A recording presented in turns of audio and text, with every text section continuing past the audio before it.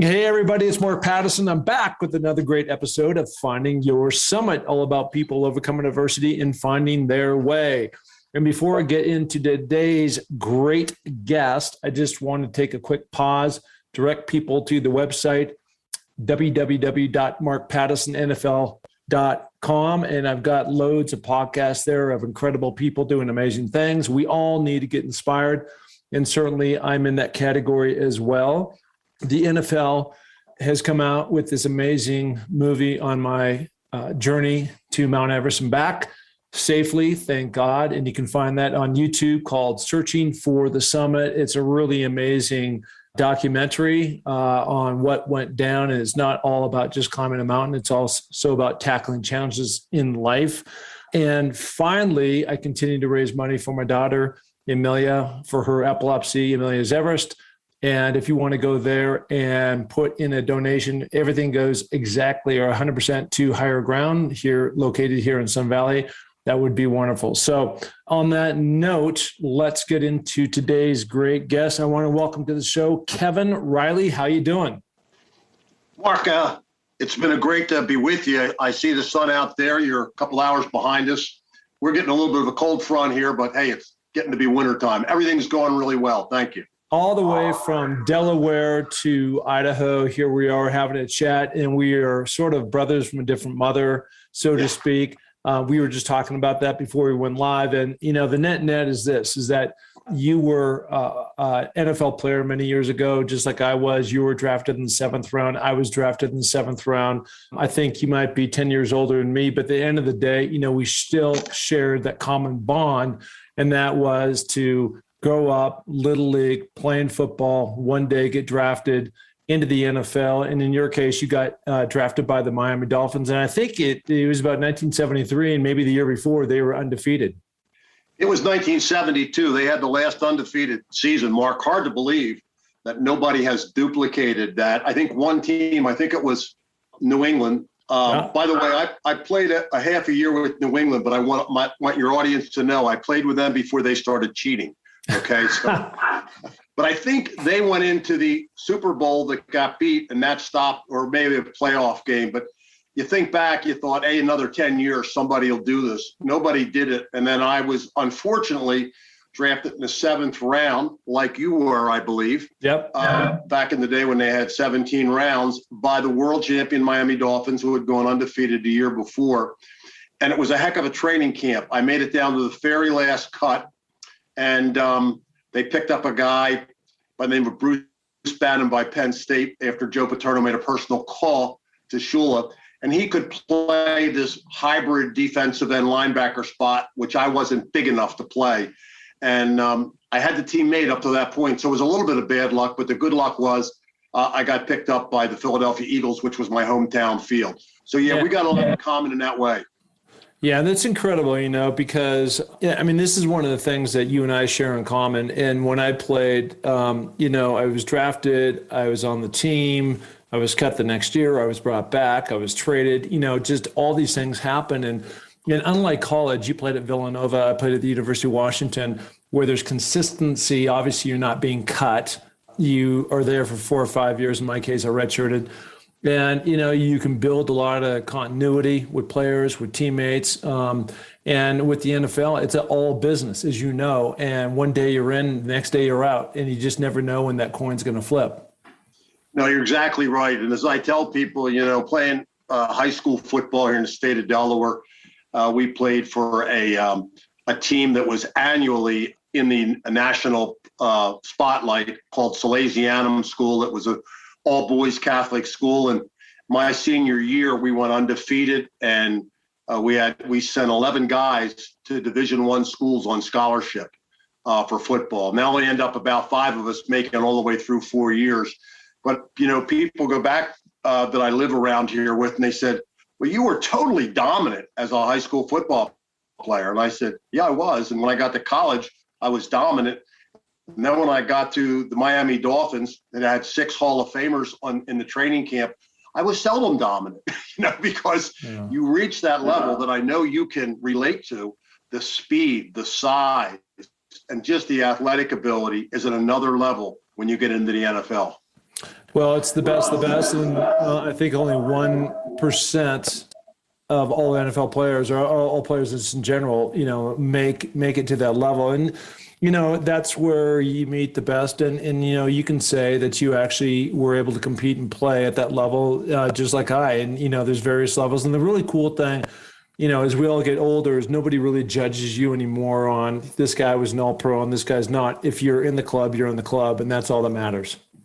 Yeah, it really is. Never was that brought to the forefront. We had Harold Carmichael, one of my teammates, big wide receiver, 6'8" at the time. And I really thought he was setting the benchmark for future wide receivers, but you still don't see him that size. They're all playing forward in the NBA. I think there's more money there. But anyway, we all went to Canton. I'd say 25 former, Eagles of some sort that played with Harold, including Coach Vermeil. Dick Vermeil went out. And Mark, something you would never say back in your day or my day at 25 years old to another teammate is, even if you were leaving for the whole off season, hey, man, see you later. I love you. You never said that. But, boy, you get together today, to your point right on, nobody even remembers maybe how much the team won or lost, but you were part of that team. And as part of that team, you were part of the NFL. And it is a special brotherhood. And you know that as well as I do. Mm-hmm. So I want to kind of jump to your story, because this show, again, is called Finding Your Summit, about people overcoming adversity and finding their way. And there has never been somebody that is more, aligned with the theme of this show and what you went through. And so we're talking about how amazing it was for both of us to play in the NFL. And here you are, you're living your life's dream. And then you go in for a doctor checkup or something, and you discover that you've got some kind of tumor, which had this profound effect on the rest of your life, your playing career, everything else. Why don't you let us know, or tell us how that all played out, how you found out about this tumor, and then what ensued after that? Yeah, I was 27 years old when I was out of the NFL, 26, 27, I'm not sure exactly which. And what had happened was I had this, I'd be weightlifting, and I know you do a lot of weightlifting, but back in the 70s, there weren't a whole lot of guys on the team that weightlifted, but I had to do that in order to be strong enough to play. I wasn't really big weight-wise. I was 6'2", 220 pounds as a linebacker. I would never make it today. But anyway, that being said, I was weightlifting one day, and I saw this little bubble pump up every time I did curls. I didn't think too much of it, pulled muscle, that sort of thing. And my father talked about it a little bit when we were down on the beach that summer. You ought to get that thing checked. And I went in to get it checked, and they said, oh, man, for a minute there, we thought you had cancer, but it did not come back as a cancerous cell. And they said, what you have is a fatty tumor. It's probably 99% benign. We'll go in and get it. Well, I saw 9 doctors, Mark, and I was operated on 3 times. And every time they went in, they got it. It came back bigger and faster. So finally, because people were scratching their head, a lot of the doctors, like, what is this really?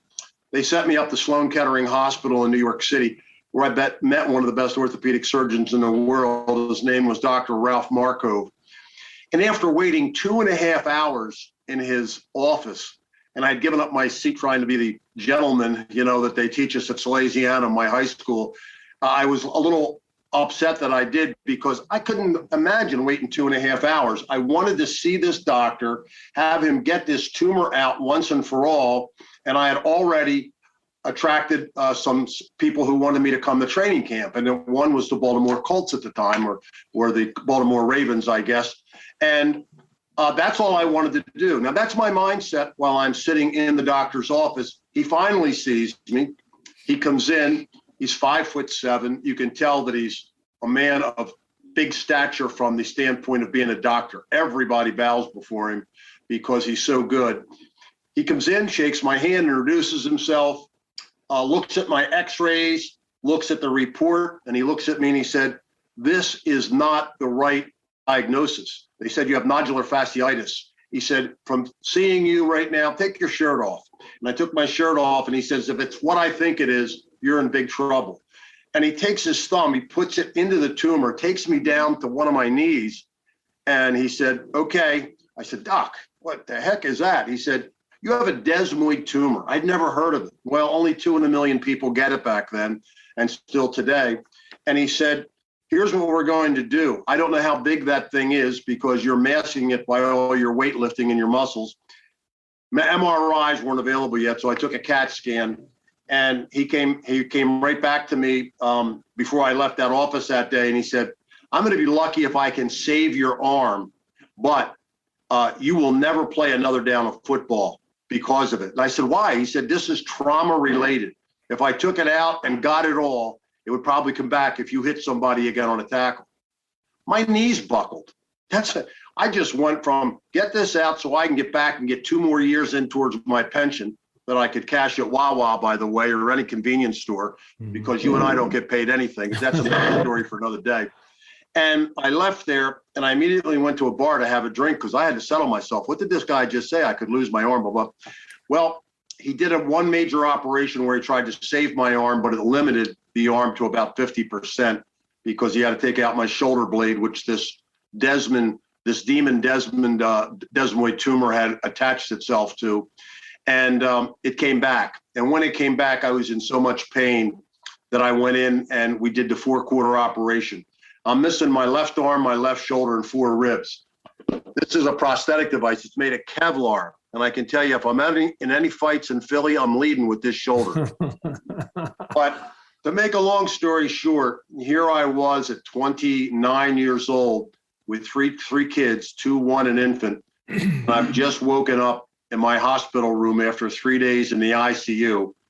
And life was really looking dim to me at that time. I just can't even imagine. And the reason why I'm saying that, probably more so than most people that you go on and you do these interviews, these types of podcasts, is because I'm relating to you first and foremost as a former NFL player, right?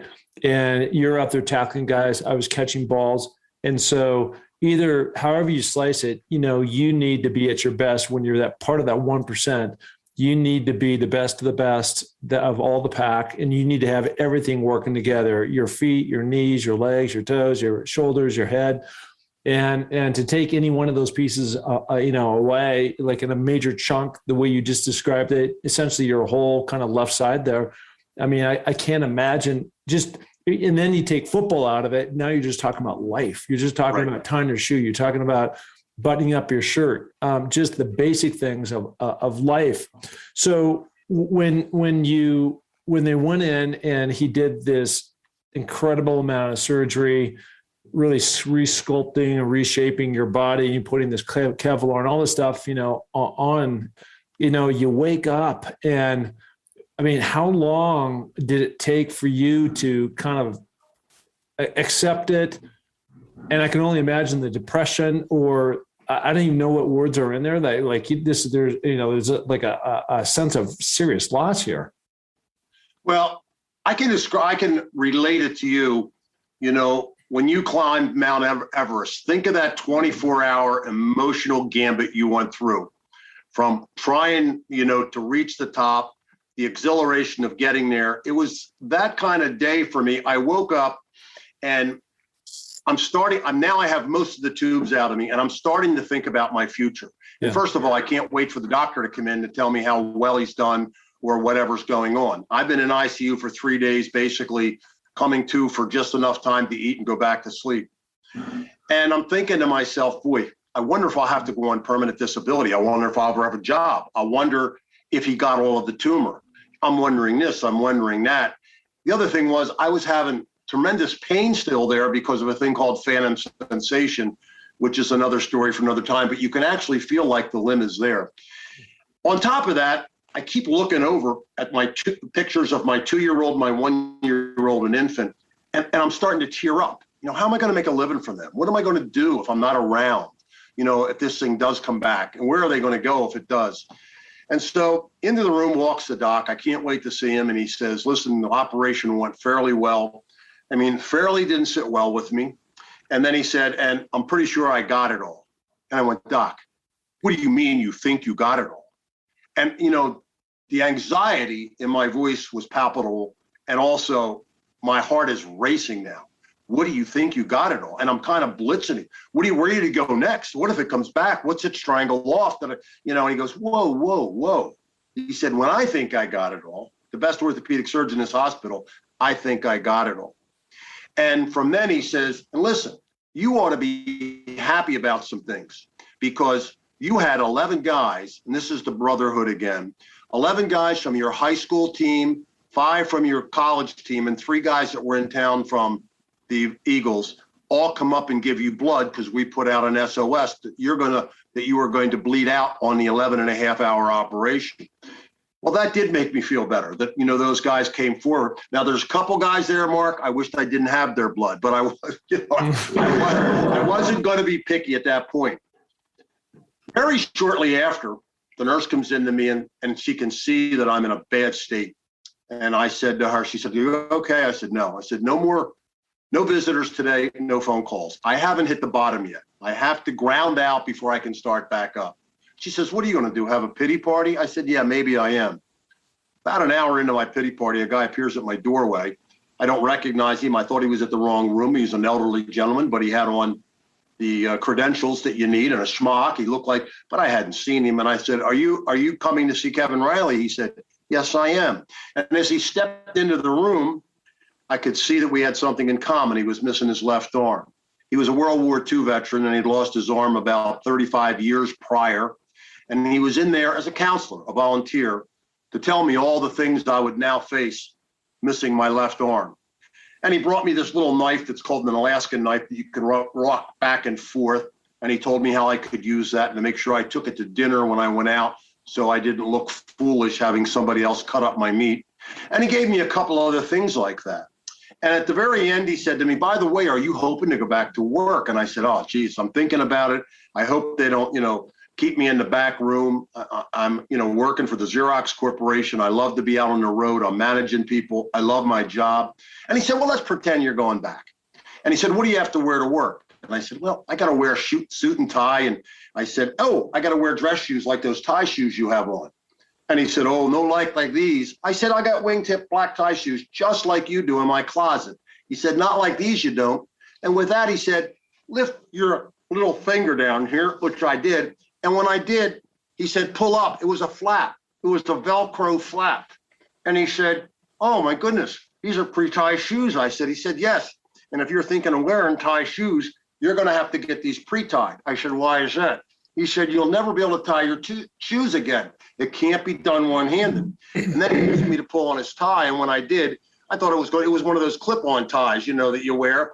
And I had worn them to 2nd and 3rd grade when I was in Catholic school, when my mother didn't have time. I was oldest of 6 kids. And Mark, I never slept alone till I was married. But that's another story for another day.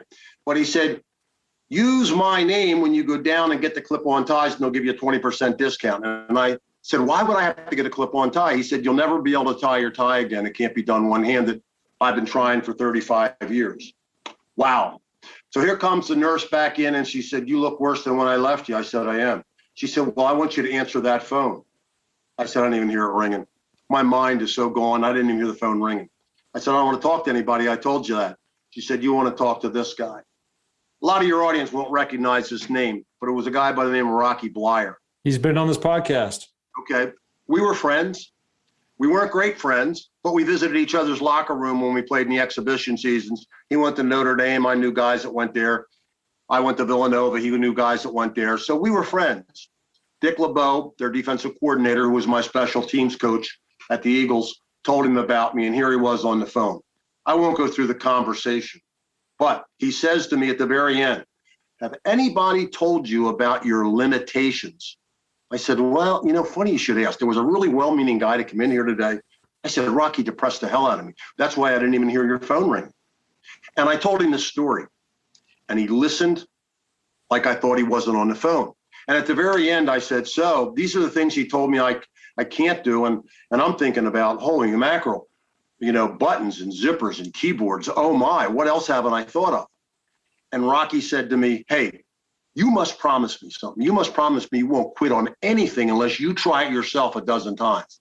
I said, "Rock, listen, I appreciate your enthusiasm, and I know you're a gritty guy." I said, "But I think this guy's a little more of an expert than you or I. He didn't even hesitate, Mark. He says, let me tell you something about experts. Experts built the Titanic and amateurs built the Ark. Experts can be wrong. Yeah, and if you know his background, he was never supposed to play another down of football, and he has Super Bowl rings.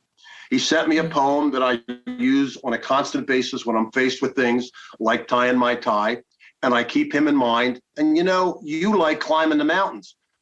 If you have that positive attitude and you keep trying, you will surprise yourself. And I have surprised myself going forward.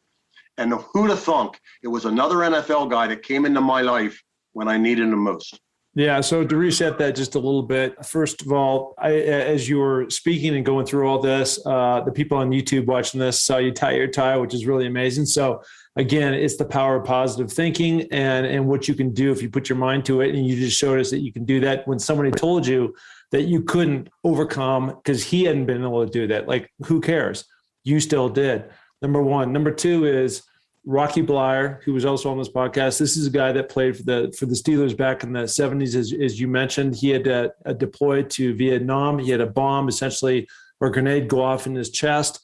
He was severely wounded. I believe it was his feet that were affected the most. Blew off his big toe and wrecked his knee. His knee was his biggest rehab piece. Yeah, so here's a guy that, battled back, and he had an amazing NFL career. And as you mentioned, won 4 Super Bowl rings with the Steelers, and has gone on to great things, also speaking and writing books and things like that.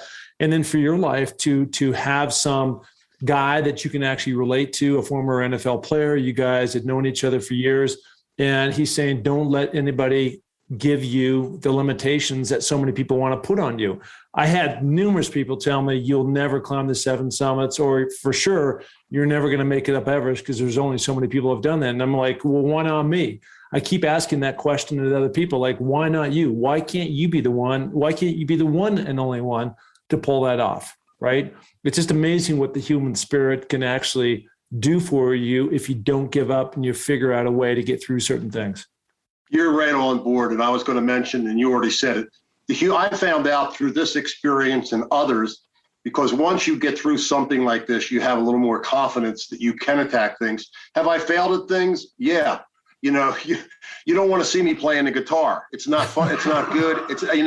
And I've tried strumming with my foot. No, it's not worth the effort. But, I play golf. I run in 5Ks. I've run in 4 half marathons and a Marine Corps marathon, something they told me not to do because you'll wreck your back up, Kev. You have 25 pounds on one side of your body. It's not on the other.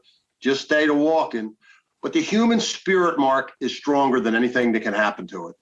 But you have to set goals. And I always tell people, set goals. If you aim at nothing, you'll hit it every time. And then you have to challenge yourself to discipline yourself to get to that point where you win. And sometimes you don't get to the goal you set for yourself, but you'll end up a lot higher up the ladder than if you didn't have any goals at all. Nobody knows that better than you. Let me ask you a personal question. So as you said, as you're going through this and they discover the tumors and now they're going to take, half your side out, it seems like you said you had 2 small, really infants, babies, at the time. What has your I don't know your marital status today, but at that time, what was, your significant other, your wife at the time there for you in terms of, it wasn't just these buddies, these 11 football players that came in. It wasn't just Rocky. When you're sitting here talking about the day-to-day waking up, how did that all manage out? How did that all play out? Well, being a little stubborn, I went back to work before I was told I could. Once I started doing some things, I can overcome this. And, God bless, one of the blessings I had, it wasn't my dominant arm. So getting in the driver's seat and driving was not a big problem. And during that time, one of the things, right before I went into the operating room, my doctor came down and he gave me a piece of paper he was supposed to give me the night before. And it was a release form. And he said, here, sign this for me. And we did have a great relationship. He had the bedside manner of that wall behind you, but he and I hit it off for some reason. And he said, you don't have to read it, just sign it. I was supposed to give it to you last night, but I got waylaid. And I know how people put a lot of pressure on his time. I said, I think I'll read it, Doc. There was 3 paragraphs on there, but I only remember one sentence, Mark. It said, as the adult in this operation, you fully understand and comprehend that there's a 30% chance you will not survive the event. Well, as Johnny Carson would say, I did not know that. No one had told me that I wouldn't survive the event. Now, he said, look, it's me again. That's a standard form, not to worry about it. But, you know, I'm going into that room and I'm saying every prayer I can think of.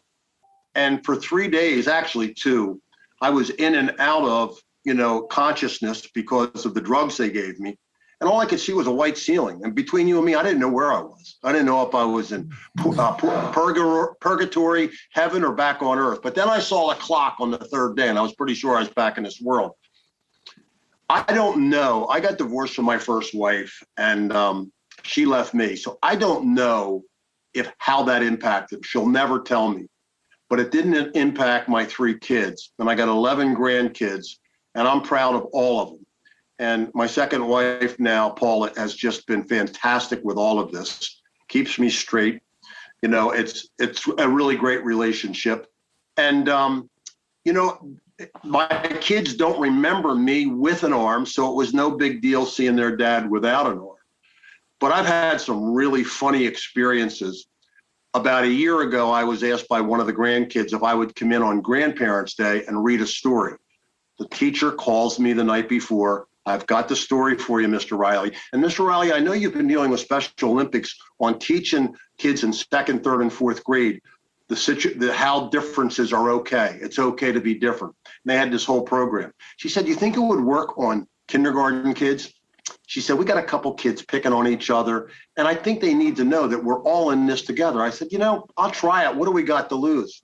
So, Mark, I go in, I read the story, and I'm going through it's okay to be different, giving a little spiel, a couple nuggets here and there. And I say, "What do you notice about me that's different from all of you? What do you notice about Liam's grandfather that's different from all of you?" And this little girl, Amy, she had a little name tag on, looked smart enough. She raises her hand. I said, "Yes, Amy." She said, "You're old." And the teacher's laughing so hard, she went out into the hallway. I have nowhere to go with this. The next kid says, "You're wearing glasses." I said, "Forget it. You guys don't, I mean, it's good." They didn't even notice I didn't have an arm. And the funniest thing is, I would say I'm in a grocery store or something, and a kid gets loose from his mother or father, and they just come up to you. They're so honest. They care. And they go, "Hey, mister, what happened to your arm?" And I try to get down on, I squat down so I'm eye to eye with them. And I try to tell them they're concerned about it. I try to tell them that I had a really bad boo-boo and it's okay. The doctor fixed me up and I'm in great shape, all that stuff. And you had to talk their language. Well, in talking to boo-boo, I did this with one of my grandkids who was concerned, and I'm holding him and his eyes got real big when he saw my scars. He wanted to see underneath my prosthetic. And so when I showed him and I was saying, "See all these boo-boos? They're all healed now. The doctor's good." And his eyes got this big as saucers. And I said, "Andrew, what's the matter with you?" He said, "Papa, don't ask me to kiss that boo-boo." Well, see, there they are. It's in their frame of mind. But I have found out that 98% of the people that I meet are very empathetic towards my situation, offer to help on occasion when I don't even need it, but I thank them for it. Mark, it's made me look at people in a different manner. I think from my experience, there's a lot of people out there. There's more good people than bad. And I think they just don't have the opportunity to show it when you're normal. But if you need a little help, a little empathy, I can't tell you how many people reach out. And I think that's important. I think if, from my standpoint, at least, if you were to send your resume over, and so somebody's never seen you, right? And I'm looking at you. You look normal. You got your suit and tie on. You look sharp. And if you sent that resume over, so say that we're having a telephone conversation, I'd never see you. I mean, you've got an impressive run. I mean, NFL football player, drafted. You've worked for Xerox for 30 years. You have run in these different races that you were talking about. You're a golfer. You also speak around the country. You're the radio broadcaster for Villanova on the football team. You were the voice for many years with the Eagles. I mean, it's a really impressive. So again, it's for everybody out there. It's not about the physical. It's about what's inside and what's going to drive you to those magical places, and we all need inspiration. And so if people like you or I or others can serve in that way, what a blessing. And you certainly have been a blessing in that way. I want to ask you, I love this title of a book. And I want to ask you about it just a little bit, that you wrote, called Tackling Life: How Faith, Family, and Fortitude Kept an NFL Linebacker in the Game. Tell me about that. There it is right there. I love that. I lay it all out. Before I wrote it, I said, I'm going to be completely honest in this book. I don't want anybody to challenge me on any point of view. And I really haven't had any, but it's hard to lay yourself out. In there, I lay myself out about my divorce that crippled me mentally. 20 years of marriage, and you find out your wife has run away with another man. Whoa, that is humbling, and it humbled me to my core. And from that experience, I started to drink heavy. And I was by one of my daughters, who wrote me the nicest letter, telling me how much she loved me, but she said, you're never going to babysit the kids overnight. I was a nighttime drinker, come home from work, and in the stressful world that I was in and trying to do it all with one arm, I'd pound down a couple beers every night. Then it got to be a couple wines, and I didn't know it, but I was out of control. And when you get something from your daughter, and you got two of them, I know, you pay attention. These are people you love more than life itself. And that's when I turned around, went to AA, and I've been sober now for 8 years. And I'm not ashamed to say that. So the other aspect of that is every one of these sort of tragedies I touch in my book, but every one of them had a silver lining. This here has been the biggest blessing I've ever had. And I just have this saying, I'm very religious, and I have this saying that God has 3 answers to our prayers: yes, no, and not right now. And that means he's got a plan for you. And he had a plan for Kevin Reilly, and I'm on it right now. And I think he had a plan for you, and I think you're on it right now. And we just got to convince people out there that you've been given some talent. Find that talent and find out how you can use it to help other people. There was a cardinal in Chicago named Cardinal George, and he had a saying on his deathbed: the only thing we take with us when we die is what we give to others. And if you put that front and foremost, you're going to have a lot of friends, and you're going to be a happy individual. Love that. Absolutely love that. Again, we share all these things in common. Another one, and how I really got into this whole climbing, is I was going through a divorce 10 years ago.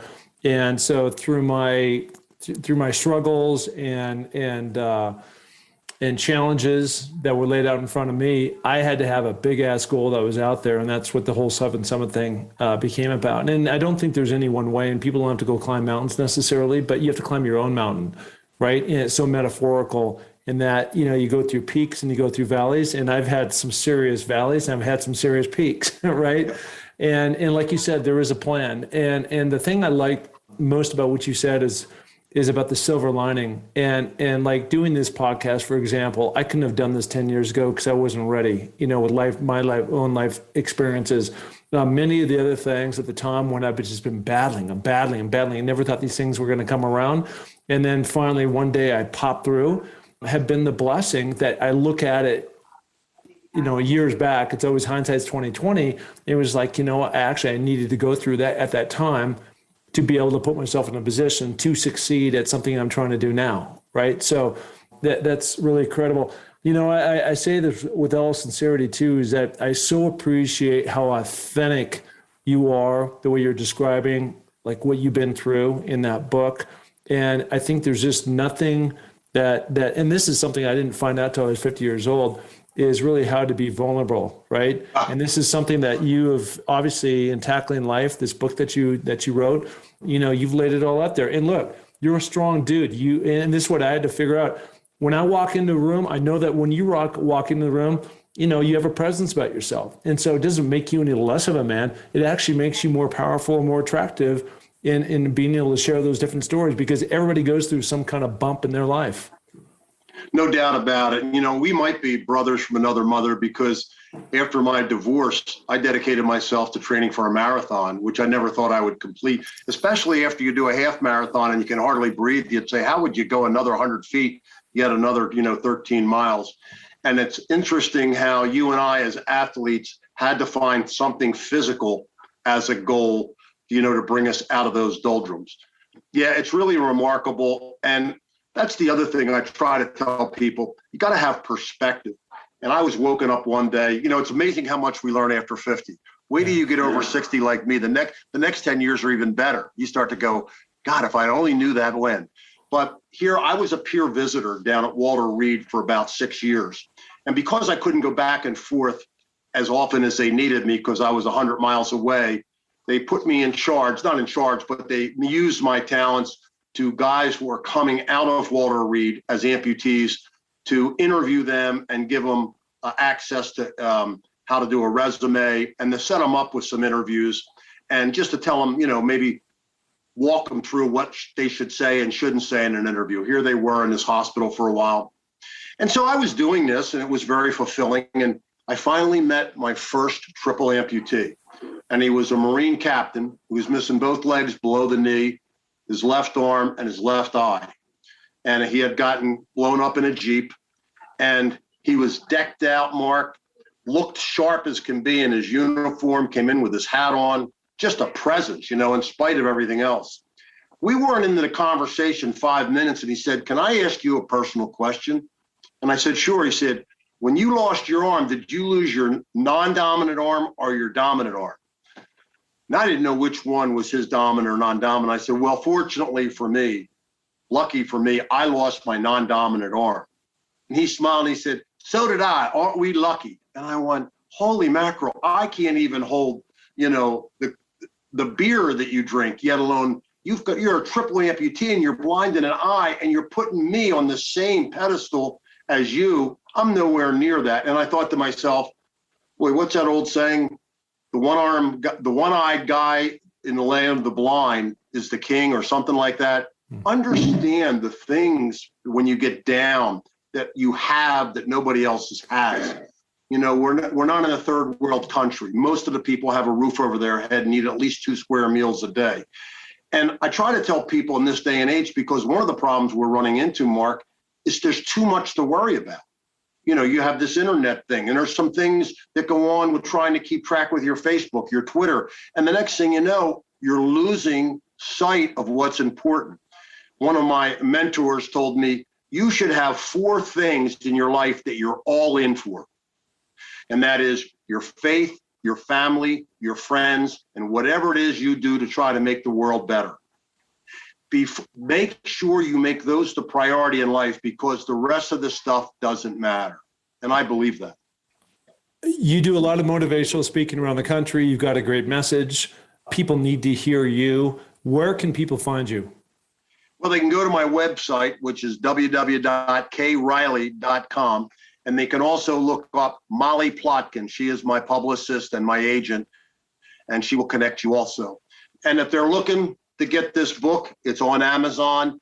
If they have a special problem, go on my website, get my PO address, and I will send a note to anybody that that could use this right now. And I will personalize the book for you. So that is my gift to anybody out there who's going through a tough time. Love it. Love it. Love it. All right. There he is. Appreciate you so much for coming on. Really, really, really, truly love this story. I do a lot of these. I've done over 225 inspiring stories, and this one I would say ranks just as high as, the best ones I've done out there. So I appreciate that. It inspires me. It also tells me I'm on the right track by listening to people like you and tell your stories. So, it's a gift that you came on today, and that's your gift to me for Thanksgiving. So thank you for delivering that. So there he is, the one, the only Kevin Reilly. Thank you so much.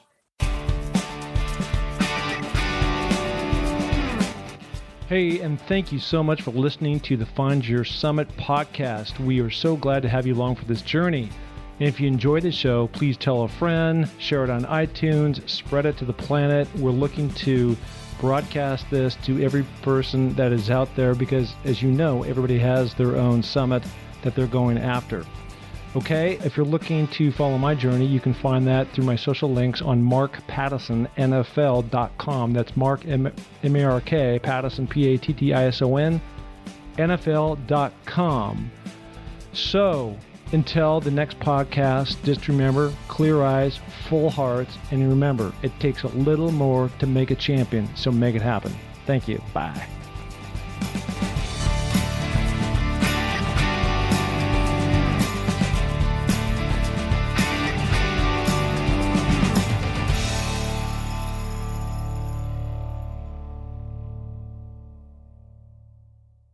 This podcast is a part of the C-Suite Radio Network. For more top business podcasts, visit c-suiteradio.com.